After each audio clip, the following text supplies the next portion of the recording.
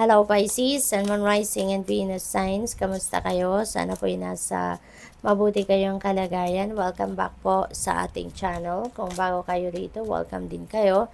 Thank you for your support. I truly appreciate it. God bless you all. Pisces, paunang mensahe po ninyo, twists and turns. Sabi rito, carefully made plans could be thrown out the window as major changes and interruptions surround you. Make sure you get lots of rest to cope with all the upheaval. Ayan. So, maaaring meron kayong mga plano na ngayon na biglang magbabago, no?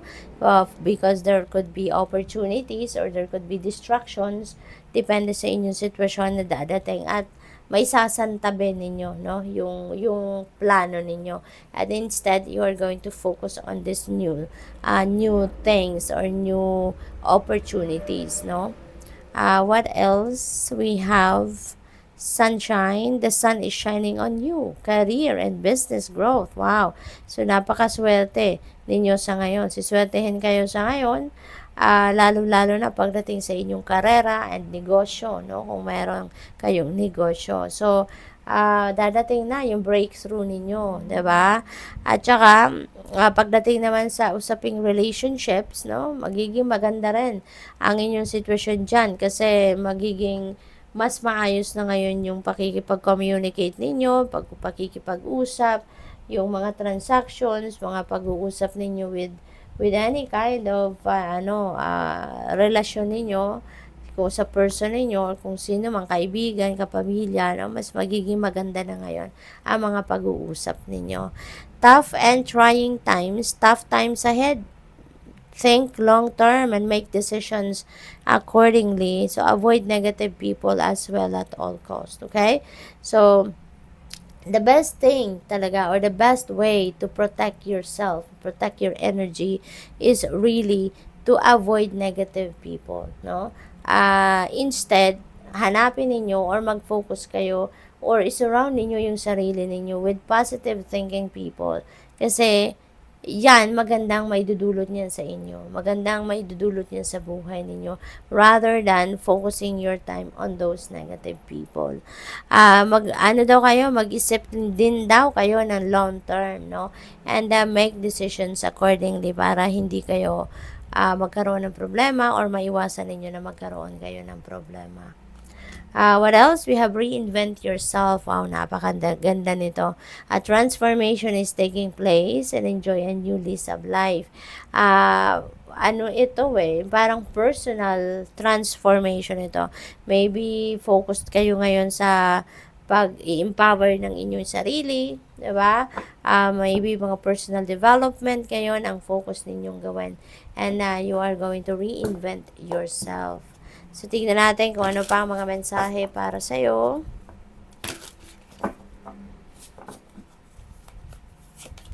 We have Queen of Wands. Ayan. So, dito sa Queen of Wands, maganda to kasi, merong go-getter attitude dito si Queen of Wands. So, kung ano man yung maiisipan ninyong gustong gawin, no, it feels like, ibubuhos ninyo dyan yung oras, panahon at attention ninyo hanggang sa ma-achieve ninyo ito, no? For others of you naman, baka mapopromote kayo sa isang managerial position sa ngayon, Pisces. Baka kayo ay magiging manager na, supervisor, lead, mga ganon.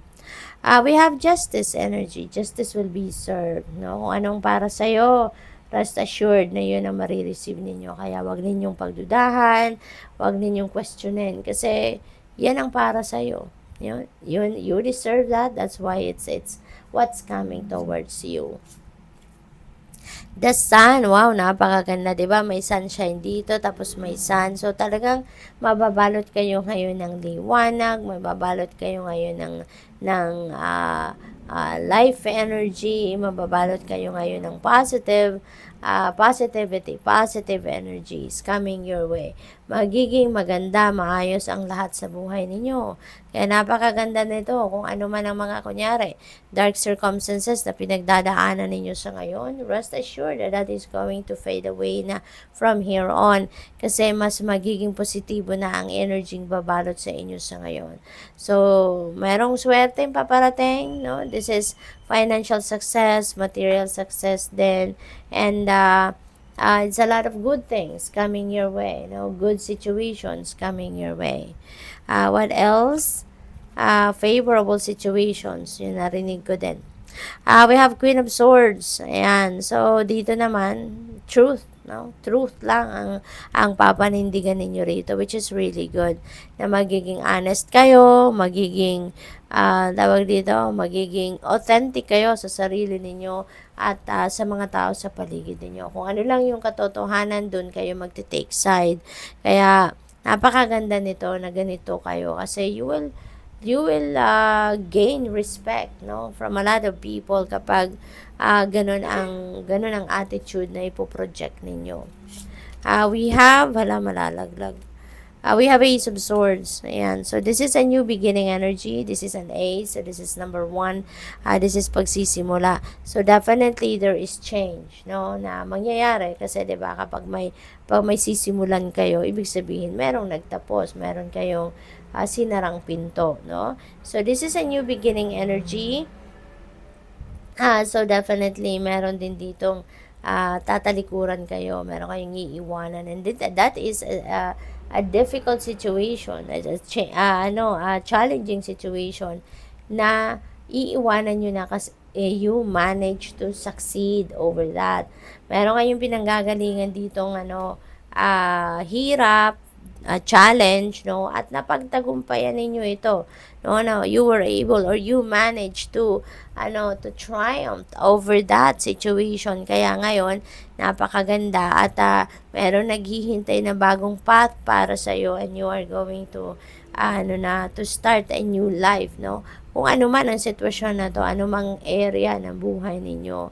So what else? We have Wheel of Fortune, holy moly. Tapos meron kayong Sun energy, Pisces. Napakabongga nito. Napakabongga. This is the divine universe intervening in your circumstances sa ngayon. Magiging maayos na ang lahat sa buhay ninyo. Aayusin ito. Kaya tanggalin nyo na yung mga negative energy sa buhay ninyo para nang sa gayon walang maging sagabal sa pagdating ng swerte na to, ng lahat, Things are going to change for the better dito.